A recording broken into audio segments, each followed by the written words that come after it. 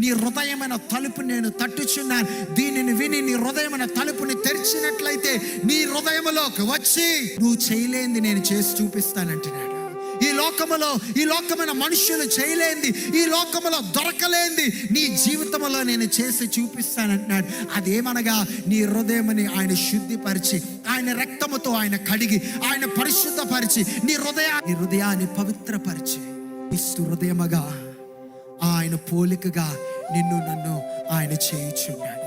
వాక్యం వినుచుండగా ఆ ప్రాసెస్ జరుగుతుంది. ప్రార్థన చేయుచుండగా, ఆరాధన చేయుచుండగా, దేవుడికి అసల్లో మన కాలం గడుపుచుండగా ఏం జరుగుతుందండి అని నన్ను ప్రశ్నించినట్లయితే నేను అంటాను, నీ హృదయాన్ని దేవుడు ఏం చేస్తున్నాడంటే శుద్ధి చేస్తున్నాడు, శుద్ధపరుస్తున్నాడు. నీ ఆలోచనలు, నీ తలంపులు, నీ సమస్తమైన ఈ లోకమైన కార్యములన్నీ నీలో నుండి ఆయన ఏం చేస్తున్నాడంటే తీసివేసి పరిశుద్ధపరిచి నీ జీవితాన్ని ఆయన ధన్యకరముగా ఆయన చేయుచున్నాడు.